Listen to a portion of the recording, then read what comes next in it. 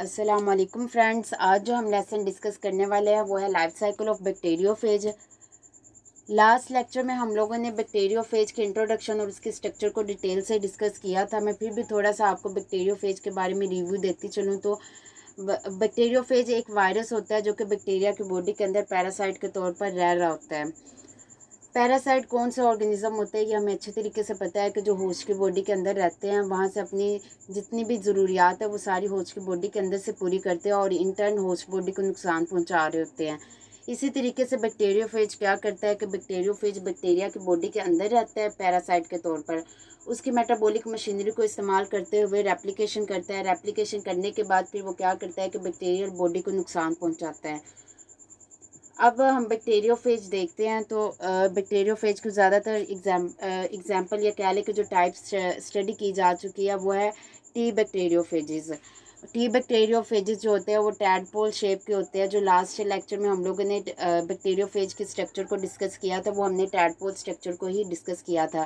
Tadpole structure में हमें अच्छे तरीके से पता है कि हेड होता है और टेल होता है। हेड में कोर पार्ट होता है जो कि जीनोम को कंटेन कर रहा होता है और उसके इर्द गिर्द कैप्सिड मौजूद होता है जो कि प्रोटीन का बना होता है और उसके बॉडी का नीचे वाला जो पार्ट होता है उसको हम लोग टेल कहते हैं। टेल में कॉलर आ जाता है, शीत आ जाती है, बेस प्लेट आ जाता है और उसके बाद टेल फाइबर्स आ जाते हैं। लाइफ साइकिल ऑफ बैक्टीरियोफेज के लाइफ साइकिल की अगर हम लोग बात करें तो इसमें हम लोग ये देखते हैं कि बैक्टीरियोफेज कैसे अपनी नंबर को इंक्रीज़ करता है, अपनी नस्ल आगे कैसे पैदा करता है, कैसे रिप्रोड्यूस करता है। तो अगर हम लोग इसकी डिटेल से स्टडी करें तो हमें ये समझ में आता है कि बैक्टीरियोफेज जो है वो दो तरह के लाइफ साइकिल शो कर रहा होता है। एक होता है लिटिक साइकिल और दूसरा होता है लाइसोजेनिक साइकिल। लिटिक साइकिल जो है इसको मास्टर स्लेव रिलेशनशिप कहते हैं और लाइसोजेनिक साइकिल को होस्ट गेस्ट रिलेशनशिप कहते हैं। अब इन दोनों साइकिल को जो रिलेशनशिप का नाम दिया गया वो आगे जब हम लोग इन साइकिल्स के बारे में पढ़ेंगे तो आपको मज़ीद क्लियर हो जाएगा कि क्यों इन साइकिल्स को इन रिलेशनशिप का नाम दिया गया है। हम लोग सबसे पहले लिटिक साइकिल को डिस्कस करेंगे। ये फेज का रेप्लिकेटिव साइकिल होता है, यानी कि इसमें जो बैक्टीरियोफेज होता है वो बैक्टीरियल बॉडी के अंदर अपने नंबर को इंक्रीज़ करता है, रेप्लिकेट करता है, which result in the death of the host cell. यानी कि जब ये अपने नंबर को इंक्रीज़ कर देता है तो फिर ये क्या करता है कि ये होस्ट सेल की डेथ का बाइस बन जाता है। इसमें तकरीबन लिटिक साइकिल में 5 स्टेजेस इन्वॉल्व होती है। सबसे पहले एड्जॉर्प्शन है, दूसरी पेनिट्रेशन है, तीसरी डिग्रेडेशन है और चौथी असेंबली है और फिफ्थ वन जो है वो लाइसिस है। यहाँ पे हम लोग देखते हैं कि सबसे पहले बैक्टीरियल सेल को देखते हैं। बैक्टीरियल सेल की सरफेस के ऊपर कुछ स्पेशल प्रोटीन्स प्रेजेंट होती है जो कि रिसेप्टर के तौर पर काम कर रही होती है, उनको रिसेप्टर साइट भी कहते हैं। अब जो बैक्टीरियोफेज होता है उसके टेल फाइबर में खास किस्म की प्रोटीन्स होती है जो कि सिर्फ उन्हीं प्रोटीन को रिकॉग्नाइज करती है, यानी कि वो प्रोटीन क्या करती है, रिसेप्टर साइट को रिकॉग्नाइज करती है। रिकॉग्नाइज करने के बाद वो रिसेप्टर साइट पे जाकर अटैच होती है। ऐसा नहीं होता कि ये बैक्टीरियल सेल की सरफेस के ऊपर कहीं पे भी जाके अटैच हो जाए बैक्टीरियोफेज, नहीं। जहाँ पे रिसेप्टर साइट होगा सिर्फ ये वहीं पे जाके अटैच होगा। सबसे पहले इसके अटैचमेंट आ जाएगी जिसको हम लोग एड्जॉर्प्शन भी कहते हैं। अटैचमेंट के बाद क्या होता है कि अपने बेस प्लेट को भी बैक्टीरियल सेल के अंदर अच्छे तरीके से क्या लें कि अच्छे तरीके से गाड़ लेता है, अच्छे अपने अटैचमेंट को मजबूत कर लेता है।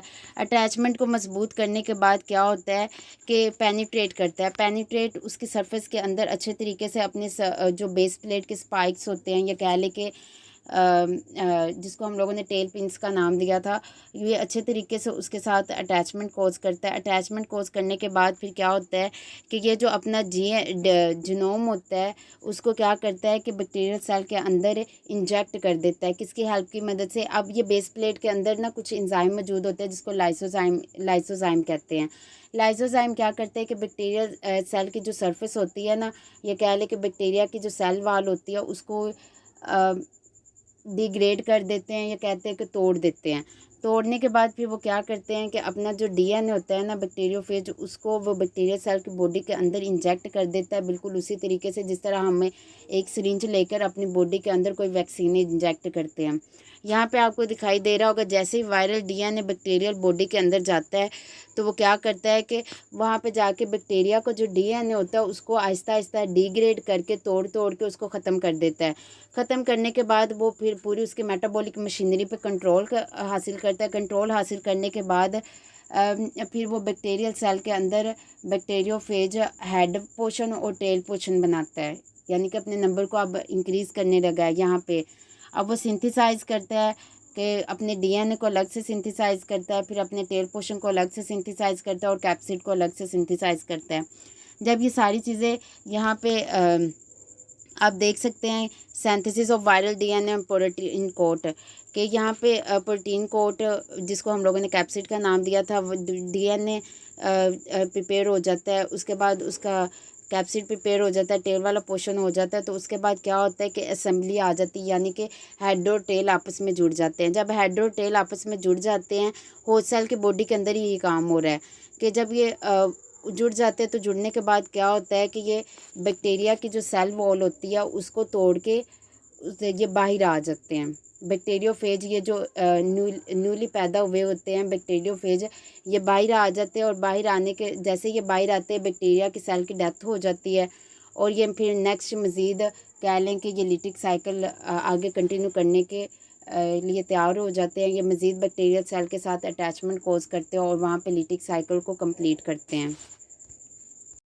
नेक्स्ट जो साइकिल है वो है लाइसोजेनिक साइकिल। लाइसोजेनिक साइकिल भी फेज का रेप्लिकेटिव साइकिल होता है जिसमें क्या करते हैं कि viral genome multiply with the genome of the host cell, कि ये जो होस्ट सेल होता है क्या बैक्टीरियल सेल होता है उसके जीनोम के साथ ही जो वायरल जीनोम होता है वो मल्टीप्लाई करता है। इसकी जो स्टेजेस है वो ज़्यादातर यही है, अटैचमेंट सबसे पहले होती है, फिर पेनिट्रेशन के बाद इंटीग्रेशन के बाद रेप्लिकेशन होती है और रेप्लिकेशन के बाद अगर तो सेल एक्टिव हो जाता है, बैक्टीरियोफेज एक्टिव हो जाते हैं तो फिर वो लिटिक साइकिल कोज करते हैं। आप यहाँ पे साइकिल को देख सकते हैं, ऊपर तो सारा लिटिक साइकिल है लेकिन यहाँ पे नीचे देखें अटैचमेंट हो रही है। यहाँ पे बैक्टीरियोफेज के अटैचमेंट है, यहाँ पे बैक्टीरियोफेज अटैच हुआ है। अटैच होने के बाद उसने क्या किया कि अपना जो डीएनए है वो बैक्टीरियल सेल के अंदर इंजेक्ट कर दिया, जिसको हम लोग पेनिट्रेशन कहते हैं। अब बैक्टीरिया के अंदर आपको ये जो सर्कल नज़र आ रहा है इसको प्लाज्मिड कहते हैं। ये बैक्टीरिया के अंदर एक्स्ट्रा क्रोमोसोमल डीएनए होता है और जब ये पेनिट्रेट कर देता है तो ये जो वायरल डीएनए आप अच्छी तरीके से देख सकते हैं कि ये रेड कलर का शो हो रहा है। यहाँ पे आके वायरल डीएनए जो है वो प्लाज्मिड के साथ अटैच हो जाता है, इसको हम लोग इंटीग्रेशन कहते हैं। ये जब अटैच हो जाता है इसको हम लोग इंटीग्रेशन कहते हैं। अब ये रिकम्बिनेंट डीएनए बन गया है। एक वायरल डीएनए आधा इसका पोर्शन है और आधा पोर्शन इसका बैक्टीरियल डीएनए। दो तरह के डीएनए तो इसको हम लोग रिकम्बिनेंट डीएनए भी कहते हैं। यहाँ पे इंटीग्रेशन हो गया। जब ये बैक्टीरिया सेल के अंदर ये क्या करता है, जब बैक्टीरिया ने डिवाइड करना होता है तो उससे पहले डीएनए उसका क्या करता है, रेप्लिकेट करता है, अपने नंबर को इंक्रीज़ करता है। तो यहाँ पे जब प्लाज्मिड क्या करेगा, रेप्लिकेट करेगा। रेप्लिकेट करने के बाद फिर यहाँ पे क्या होगा कि ये आगे जब दो रिकम्बिनेंट जो प्लाज्मिड है वो प्रोड्यूस करेगा। अब ये वाला जो बैक्टीरियल सेल है वो बाइनरी फिशन के ज़रिए डिवाइड होकर दो सेल बना देगा। अब अगर तो ये आगे उसकी प्रोजेनी है कि यहाँ पे दो सेल बन गए हैं। अब एक बैक्टीरियल सेल से दो सेल बने बाइनरी फिशन के ज़रिए और दोनों के अंदर जो प्लाज्मिड है वो रिकम्बिनेंट डीएनए है। अब जब ये सेल मज़ीद एक्टिव होता है तो ये एक्टिव हो जाता है। अब यहाँ तक इस होस्ट सेल की डेथ नहीं होती। अगर तो ये सेल एक्टिव हो जाता है तो फिर ये क्या करता है कि ये आगे मज़ीद लिटिक साइकिल स्टार्ट कर देता है। और लिटिक साइकिल हमने पढ़ा था कि उसमें क्या होता है कि अगर तो ये कम्बिनेंट डीएनए तो वो फिर आगे क्या करेगा, डीएनए असेंबली रेप्लिकेट होगा। रेप्लिकेट होने के बाद वो हेड्रोटेल पोर्शन बनाएगा, वायरल जीनोम बनाएगा। जीनोम बनाने के बाद फिर वो क्या असेंबली होगी। असेंबली होने के बाद फिर क्या होगा, होस्ट सेल की डेथ का बायस बनेगा। वो बैक्टीरियल सेल को तोड़कर या कह लें कि डिग्रेड करने के बाद बाहर आ जाएंगे और उसकी डेथ का बायस बनेगा। लाइसोजेनिक साइकिल सिर्फ इतना है। यहाँ तक आप देख सकते हैं attachment and penetration, integration and replication, और ये बाइनरी फिशन के बाद जो डॉटर सेल के अंदर रिकम्बिनेंट डीएनए आता है, सिर्फ यहाँ तक है। और ये जैसे बैक्टीरिया आगे मल्टीप्लाई होते जाते हैं तो फिर वो क्या कर लेंगे, इन्फेक्शन कोज करते जाते हैं। लेकिन अगर तो वही बात आ जाती है कि अगर वो ये सेल एक्टिव हो जाता है तो अगर बाय जो डॉटर सेल आगे बने हैं अगर तो वो एक्टिव हो जाते हैं तो वो फिर मज़ीद आगे लिटिक साइकिल स्टार्ट कर देंगे और उसकी वजह क्या होगी कि ये डेथ का बाइस बनेगी होस्ट सेल का। अब यहाँ पे आपको नाम से थोड़ा सा ज़ाहिर हो गया होगा कि लिटिक साइकिल में मास्टर स्लेव रिलेशनशिप क्यों कहा गया, क्योंकि उसमें बैक्टीरियल बॉडी को स्लेव के तौर पर इस्तेमाल किया जा रहा है और वहाँ पे बैक्टीरियोफेज है वो मास्टर के तौर पर एक्ट कर रहा है। वहाँ पे जाता है उसकी बॉडी के अंदर, वहाँ पे जाने के बाद उसकी बॉडी को सारा कंट्रोल हासिल करता है। कंट्रोल हासिल करने के बाद उसकी बॉडी को अपनी मर्ज़ी के मुताबिक इस्तेमाल करता है और लास्ट पे उसकी बॉडी को ख़त्म कर देता है। और यहाँ पे होस्ट गेस्ट रिलेशनशिप में ऐसा है कि बैक्टीरियल सेल जो होता है वो एज अ होस्ट काम कर रहा होता है और जो बाहर से आता है फेज होता है वो क्या कर रहा होता है, गेस्ट के तौर पर एक्ट कर रहा होता है। वो उसकी बॉडी के अंदर रह रहा होता है लेकिन उसको कोई नुकसान भी नहीं पहुंचा रहा होता और इसी के साथ डिवाइड होता है। डिवाइड होने के बाद आगे जिस भी ऑर्गेनिज्म के अंदर वो बैक्टीरिया प्रेजेंट होता है वो आगे वहाँ पे इन्फेक्शन कोज करता है। जब वो इन्फेक्शन कोज कर देता है तो बाज़ औक़ात होता है कि अगर तो वो डॉटर सेल एक्टिव हो जाए तो वो अगेन से लिटिक साइकिल स्टार्ट कर देते हैं।